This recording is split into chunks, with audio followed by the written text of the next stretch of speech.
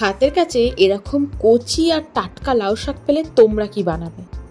আমাদের বাগানের লাউ শাক। আজকে সকাল সকাল লাউ শাক কেটে ধুয়ে বেছে পরিষ্কার করে নিয়েছি, আর আজকে বানাচ্ছি লাউ শাক পোস্ত। হ্যাঁ, অনেকেই লাউ শাকের চচ্চড়ি বানাবে, কিন্তু আমি আজকে বানাচ্ছি লাউ শাক পোস্ত। শুধুমাত্র শাক দিয়ে পোস্তটা বানাবো। অনেকেই লাউ শাকের মধ্যে আবার একটু আলুও দেয়। যেহেতু শাক অনেকটা পরিমাণে রয়েছে, তাই আর আলু দিলাম না। ধুয়ে বেছে কেটে লাউ শাক ভালো করে পরিষ্কার করে নিয়েছি। কড়াইয়ের উপর দিয়ে দিলাম 2 চামচ সর্ষের তেল আর 3-4টে চেরা কাঁচা লঙ্কা। লঙ্কাগুলো একটু ভাজা ভাজা হয়ে গেলে এবার দিয়ে দিচ্ছি লাউ শাক। শাকগুলো যতটা কচি আর টাটকা লাউ শাক, এইভাবে লাউ শাকের পোস্ত যদি বানাও না, খেতে কিন্তু দারুণ লাগে। এছাড়া চচ্চড়ি বানালেও কিন্তু খেতে দারুণ লাগে।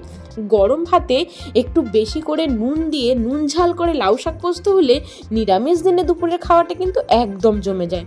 এই লাউ শাকে না খুব বেশি জল দিতে হয় না, অল্প একটু নুন দিয়ে ঢাকা দিলি যে জলটা বেরোবে সেই জলেই কিন্তু লাউ শাকটা ভালোভাবে সেদ্ধ হয়ে যাবে। বেশি জল দিলে কিন্তু তখন আবার পোস্ত দেওয়ার পর জলটা আর মরতে চাইবে না। দেখতে পেলে নুন দিয়ে ঢাকা দিয়ে রেখেছিলাম, শাক থেকেই কতটা জল বেরিয়ে গেছে। মোটামুটি মিনিট 5 মতো ঢাকা দিয়ে রেখেছিলাম। শাক কিন্তু ভালোভাবে সেদ্ধ হয়ে গেছে। আর শাকটা সেদ্ধ করে জল ফেলে দিলে শাকের পুষ্টিগুণটা পুরোটাই বেরিয়ে যাবে। তাই শাক সেদ্ধ করে জল ফেলে দিও না। নুন দিয়ে গ্যাসের ফ্লেমটা লো করে যদি শাকটা ঢাকা দিয়ে রাখা হয়, শাক সেদ্ধও হয়ে যাবে, আর এই যেটুকু জল আছে এটা পোস্ত দেওয়ার পর কমেও যাবে।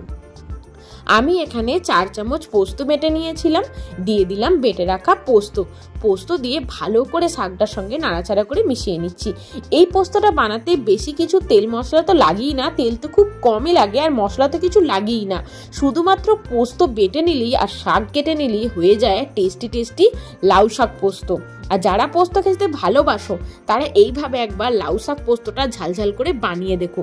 বাড়িতে না থাকলেও বাজারে প্রচুর পরিমাণে এই সময় কিন্তু টাটকা লাউ শাক পাওয়া যাচ্ছে। আর একটু নুন লাগতো, যেহেতু পোস্তটা দিয়েছিলাম তাই আরো 1/2 চামচ মতো নুন দিয়ে ভালো করে মিশিয়ে নিলাম। ব্যাস, গ্যাসের ফ্লেমটা হাই করে জলটা একটু আমরা ফুটিয়ে নেব। এতটা জল তো লাগে না, লাউ শাক পোস্ত একটু শুকনো শুকনো খেতেই বেশি ভালো লাগে। গরম ভাতে প্রথম পাতে এইভাবে যদি শুকনো শুকনো লাউ শাক পোস্ত হয় তাহলে তো একদম জমে যাবে। আমার তো দারুণ লাগে। তোমরা কারা কারা লাউ শাক খেতে ভালোবাসো আমাকে কিন্তু জানিও। দেখতে পেলে জলটা কিন্তু অনেকটাই কমে গেছে। শেষে 1 চামচ সর্ষের তেল। পোস্ত যখনই বানাও, পোস্ত নামানোর আগে 1 চামচ যদি খাঁটি সর্ষের তেল ছড়িয়ে দাও না, সেই ঝাঁঝটা কিন্তু অসাধারণ হয়। আর 3-4টে যেহেতু চেরা কাঁচা লঙ্কা দিয়েছিলাম, একদম ঝাল ঝাল আর নুন লাউ শাক পোস্ত আমাদের রেডি হয়ে গেছে। ব্যাস, নামিয়ে নিয়েছি। গরম ভাতে এটা একদিন বানিয়ে খেয়ে দেখো, এর স্বাদ কিন্তু মুখে লেগে থাকবে। কেমন লাগলো জানিও।